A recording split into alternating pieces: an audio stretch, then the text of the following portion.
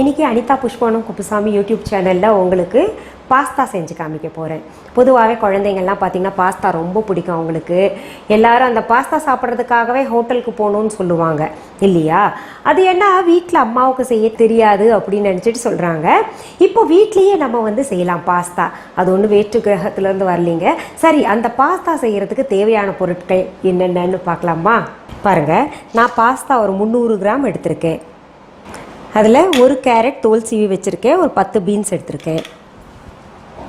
அதுக்கடுத்தது பச்சை பட்டாணி ஒரு 2 டேபிள் ஸ்பூன் எடுத்துக்கலாங்க. தக்காளி 2, வெங்காயம் 1, பூண்டுப்பல் 5, மைதா மாவு 1.5 டேபிள் ஸ்பூன், துருவிய சீஸ் 2 டேபிள் ஸ்பூன், வெண்ணெய் குக்கிங் பட்டர் ஒரு 2 டேபிள் ஸ்பூன், உப்பு தேவையான அளவு, oregano 1 tablespoon, chilli flakes 2 teaspoon, olive oil 1 teaspoon. அடுத்தது பால் 1/4 லிட்டர் போல் நமக்கு தேவைப்படுது. அந்த 1/4 லிட்டர் பாலில் நிறைய தண்ணி ஊற்றி வச்சுக்கலாங்க. அடுத்தது தேவையான அளவு தண்ணீர். இப்போது பாஸ்தா செய்முறை நம்ம பார்ப்போங்க. பாஸ்தா செய்முறையில் முதல் ஸ்டெப் நான் சொல்கிறேங்க. ஒரு பவுல் எடுத்து அடுப்பை பற்ற வச்சுக்கலாம். பற்ற வச்சு ஒரு பவுல் எடுத்துங்க. இந்த பாஸ்தா இருக்கு இல்லையா, ஷெல்ஸ் இருக்கு இல்லையா, அதை நம்ம வேக வச்சுக்கலாம். போட்டு நம்ம அதில் தண்ணி வேணுங்கிற அளவு ஊற்றி வச்சுக்கலாங்க. தண்ணி ஊற்றின பின்னாடி அதில் உப்பு சேர்த்துக்கலாங்க. கொஞ்சம் சேர்த்துக்கலாம். முன்னாடி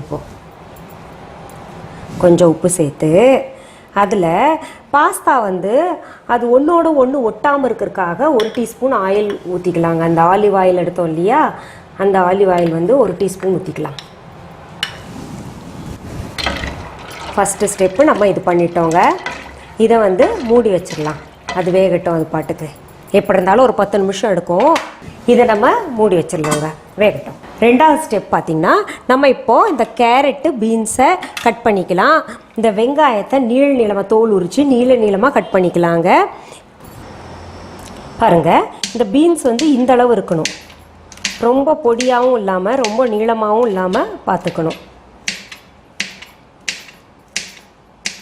அடுத்தது இந்த கேரட் பாருங்கள், கேரட் நறுக்கிக்கணும். தக்காளியும் நறுக்கணும். விதை இல்லாமல் தக்காளி நறுக்கணும். அப்புறம் பூண்டு பல் சின்ன சின்னதாக பொடியாக கட் பண்ணிக்கணுங்க.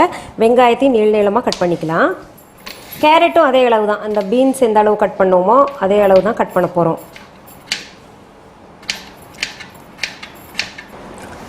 இப்போ பாருங்கள், பெரிய வெங்காயத்தை இந்த மாதிரி நீளமாக நறுக்கி வச்சுருக்கேங்க.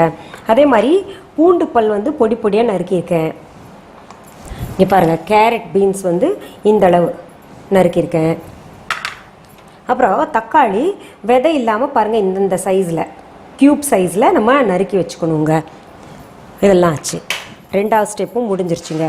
இப்போ மூணாவது ஸ்டெப் என்ன பண்ணோன்னா, நம்ம இந்த மைதா மாவு வச்சுருக்கேன்ல, அதில் பாஸ்தா க்ரீம் சிம்பிளாக பண்ணுறது. பாஸ்தா க்ரீம் கொஞ்சம் ப்ரீஃபாக பண்ணுறது கூட நிறையா மசாலாலாம் சேர்த்து பண்ணுறது தனியாக இருக்குது. இப்போ பார்த்திங்கன்னா இந்த பாஸ்தா க்ரீம் உங்களுக்கு இதில் போட வேண்டியது நான் உங்களுக்கு எப்படின்னு சொல்ல போகிறேங்க. இந்த பேன் நம்ம அடுப்பில் வச்சுக்கலாம். பேன் சூடாகட்டுங்க. அதில் நம்ம என்ன பண்ணலான்னா, கொஞ்சம் பட்டர் போட்டுக்கலாம். இந்த வெண்ணெய் உருகட்டுங்க.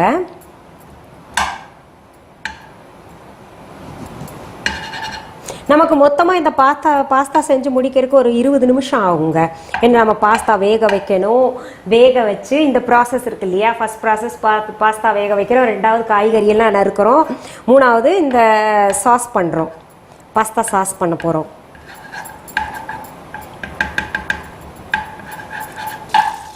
இப்போ பாருங்கள், வெண்ணெய் நல்லா உருகிருச்சு. இதில் என்ன பண்ணணும், நம்ம இந்த மைதா மாவு இருக்கு இல்லையா, அதை போட்டுக்கணும். போட்டுங்க, அது நல்லா வறுக்கணும். வெண்ணெயிலேயே நல்லா இந்த பச்சை வாசனை போகிற வரைக்கும் வறுக்கணுங்க. இங்கே பாருங்கள், மைதா நல்லா வறுத்துருக்கு. நம்ம வெள்ளையாக போட்டோம். இப்போ ஒரு மாதிரி மஞ்சள் கலராக வந்திருக்கு பார்த்தீங்களா. இப்போ என்ன பண்ணுவோங்க, இதில் நம்ம இந்த பால் நல்லா தண்ணி ஊற்றி 1/4 லிட்டர் பால் வச்சுக்கோங்கன்னு சொன்னேன் இல்லையா, இது ஊற்றிட்டுங்க கட்டி பிடிக்காமல் கலந்துட்டு வரணும்.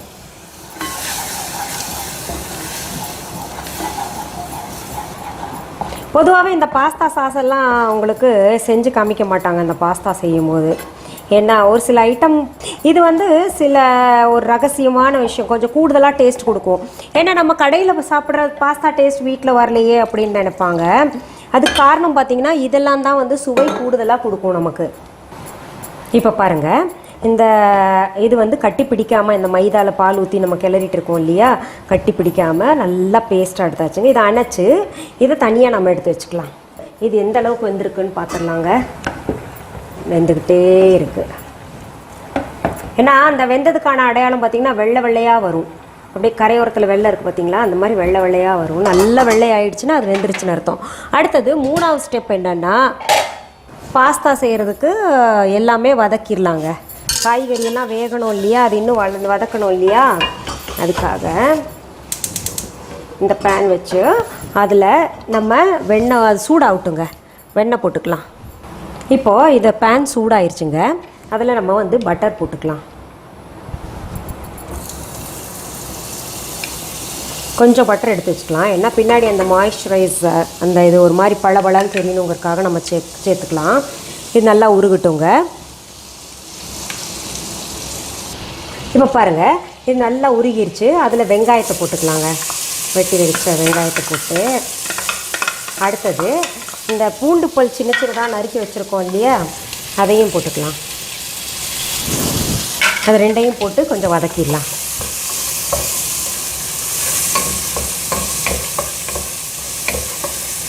அடுத்தது நம்ம இந்த வந்து கரிகாய் இருக்குது இல்லையா, பீன்ஸு, கேரட், பட்டாணி,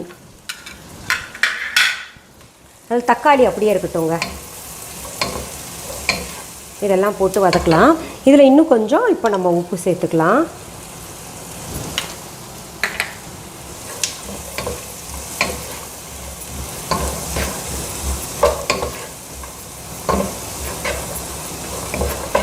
இப்போது இதில் பேலன்ஸ் இருக்கிற மீதம் இருக்கிற வெண்ணெயும் போட்டுக்கலாங்க.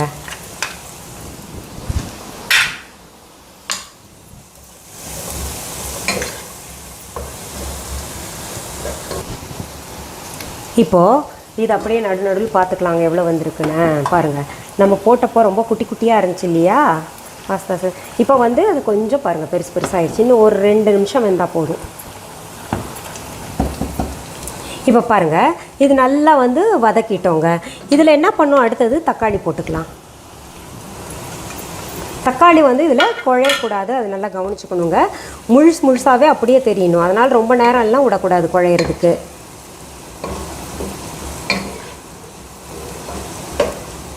அப்படியே 2 நிமிஷம் வதக்கிட்டு இருக்கலாங்க. இப்போ பாருங்கள், இது தக்காளி வந்து கொஞ்சம் வெந்துருச்சு. வெந்த மாதிரி, அதாவது நிறம் மாறிடுச்சு. ரொம்ப வேகக்கூடாது, குழையக்கூடாதுன்னு சொன்னேன் இல்லையா. இது ஆன உடனேங்க நம்ம அடுத்தது என்ன பண்ணலாம், இந்த க்ரீம் செஞ்சு வச்சோம் இல்லையா, மைதா மாவில் க்ரீம் பண்ணி வச்சோம் இல்லையா, பாஸ்தா க்ரீம், அது போட்டுக்கலாங்க. இதில் என்னென்னா குழந்தைங்களுக்கு எப்படி பிடிக்கும்னா, கொஞ்சம் அதில் சூப்பியாக இருக்கணும், கொஞ்சம் தளன்னு இருந்தால் தான் பிடிக்கும். அதனால் நான் இன்னும் பால் சேர்க்குறேன். ரொம்ப கெட்டியாக அதில் ஒன்றுமே இல்லாமல் இருந்தால் என்ன, அந்த ஒரு சில குழந்தைங்க போட்டு நல்லா அதை உறிஞ்சி சாப்பிடுவாங்க இந்த சாஸை. அந்த மாதிரி அதுக்கு வேணும்னா நம்ம என்ன பண்ணணும்னா, தண்ணி சேர்க்கக்கூடாதுங்க. தண்ணி சேர்த்தா வந்து அதோட சுவை மாறுபட்டுரும். தண்ணியாக பால் எவ்வளோ வேணால் சேர்த்துக்கிட்டே போகலாம். ஒரு சிலருக்கு பார்த்திங்கன்னா நிறையா கொஞ்சம் தளன்னு இருக்கணும் அப்படின்னு நினைப்பாங்க. அதுக்கெல்லாம் நம்ம பாலே சேர்த்துக்கிட்டு போகலாங்க. ஆஹா, என்ன அழகான பாருங்கள், கலர்ஃபுல்லாக இருக்குல்ல. பச்சை, ஒரு மாதிரி வெண்மை, அப்புறம் ஆரஞ்சு, எல்லா கலரும் சேர்ந்துருக்கு. இப்போ பாருங்கள், உங்களுக்கு அந்த மைதா மாவு நம்ம இது போட்டோம் இல்லையா சாஸு, அதனால தான் கொஞ்சம் திக்னஸ் கொடுத்துருக்கு இந்த சாஸில். இப்போது நம்ம அது எந்த அளவில் இருக்குதுன்னு பார்ப்போங்க. வெந்துருச்சு. நான் இப்போ இது வடிகட்ட போகிறேங்க. வடிகட்டியில் நம்ம போட்டுக்கலாம். இப்போ பாருங்க பாஸ்தா நல்லா வடிகட்டிட்டேங்க. எல்லாம் தனித்தனியாக பிரிஞ்ச மாதிரியே இருக்கு பாருங்க. அதுக்கு காரணம் நம்ம ஒரு டீஸ்பூன் எண்ணெய் போட்டோம் இல்லையா. இப்போ ஆலிவ் ஆயில் தான் போடணுன்றது அவசியம் இல்லை, எந்த ஆயில் இருக்கோ அது நம்ம போட்டுக்கலாங்க.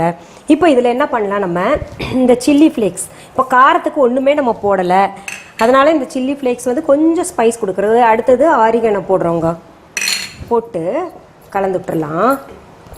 இப்போ இன்னும் பாருங்கள் கலர்ஃபுல்லாக இருக்குது.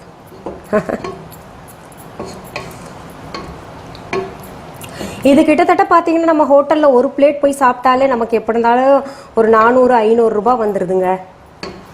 இப்போ அடுத்தது என்ன பண்ணணுன்னா, நம்ம துருவி வச்சுருக்கோம் இல்லையா சீஸ். அது பார்த்தீங்கன்னா இப்போ சீஸ் வந்து நிறைய பேர் கிராமங்களில் இப்போ நீங்கள் செய்கிறீங்க மேடம் எங்களுக்கு சீஸ் கிடைக்காது அப்படின்னு சொல்லிட்டு நினச்சாங்கன்னா, அதாவது ஒரே கம்பெனி இது வாங்கணுன்ற அவசியம் இல்லை. உங்களுக்கு வந்து எது கிடைக்குதோ அது வாங்கிக்கலாங்க. சர்வசாதாரணமாக இப்போ எல்லா இடத்துக்கும் கிடைக்க ஆரம்பிச்சிருச்சு சீஸ். இது போட்டுக்கலாம்.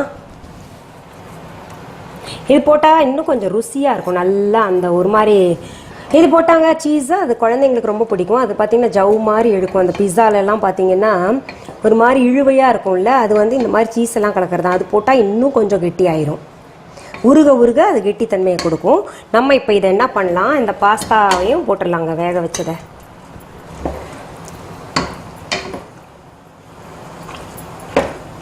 காய்கறி ரொம்ப இருந்த மாதிரி இருந்துச்சுல்ல, பாருங்கள் இப்போது இந்த பாஸ்தா ஷெல்ஸ் எல்லாம் போட்ட உடனே சரியாக இருக்கும் எல்லாம். இப்போ நமக்கு இதில் பால் இன்னும் கொஞ்சம் ஊற்றலாம். ஸோ இப்போ பால் கொஞ்சம் ஊற்றிக்கலாங்க.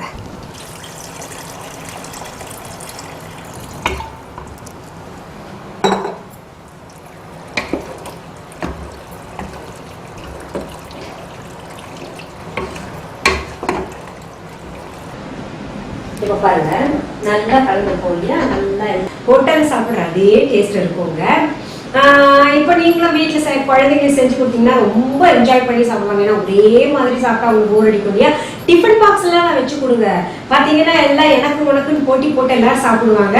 சரி, நீங்க இது போல நிறைய சமையல் நான் செஞ்சு காமிக்கணும்னு விரும்புனீங்கன்னா நீங்கள்லாம் செய்ய வேண்டியது ஒன்றே ஒன்றுதாங்க. அனிதா புஷ்பவனம் குப்புசாமி யூடியூப் சேனலை சப்ஸ்கிரைப் பண்ணுங்க. வணக்கம். அன்பான வாடிக்கையாளர்களே, உங்கள் விஹா ஸ்டோரில் பூஜை பொருட்கள், சிலைகள், ராசிக்கற்கள், வாஸ்து பொருட்கள், விதைகள், பாரம்பரிய அரிசி வகைகள், சிறுதானியங்கள், ஆர்கானிக் பொருட்கள், மூலிகை எண்ணெய், மளிகை பொருட்கள், மரச்செக்கு எண்ணெய், மரப்பொருட்கள், வெள்ளி ஆபரணங்கள், கிஃப்ட் ஆர்டிகல்ஸ், காட்டன் மற்றும் பட்டு புடவைகள், காட்டன் சுடிதார்கள், பட்டு பாவாடை, குழந்தைகளுக்கான விளையாட்டு பொருட்கள், ஹை குவாலிட்டி இமிடேஷன் நகைகள், வீட்டு உபயோக பொருட்கள், ஜூட் பேக்ஸ், ஹேண்ட்மேட் சோப்ஸ், அழகு சாதன பொருட்கள், சிறுதானிய பிஸ்கெட்டுகள், ஹோம் அப்ளையன்சஸ், இன்னும் பற்பல பொருட்கள் விற்பனைக்குள்ளது. விஹா ப்ராடக்ட்களை நீங்கள் வாங்க விரும்பினால் அது எங்களுடைய viha.online வெப்சைட் மற்றும் சென்னை ராஜா அண்ணாமலைபுரத்தில் உள்ள எங்கள் விஹா ஸ்டோரில் மட்டுமே கிடைக்கும் என்பதை தெரிவித்துக் கொள்கிறோம். வேறு எந்த ஆன்லைன் வெப்சைட்களிலும் விஹா ப்ராடக்ட்கள் விற்பனைக்கு கிடையாது என்பதை நீங்கள் கவனத்தில் கொள்ள வேண்டும்.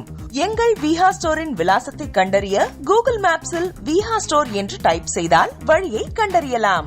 www.viha.online வெப்சைட்டிலும் விஹா ஸ்டோரின் அட்ரஸ் உள்ளது.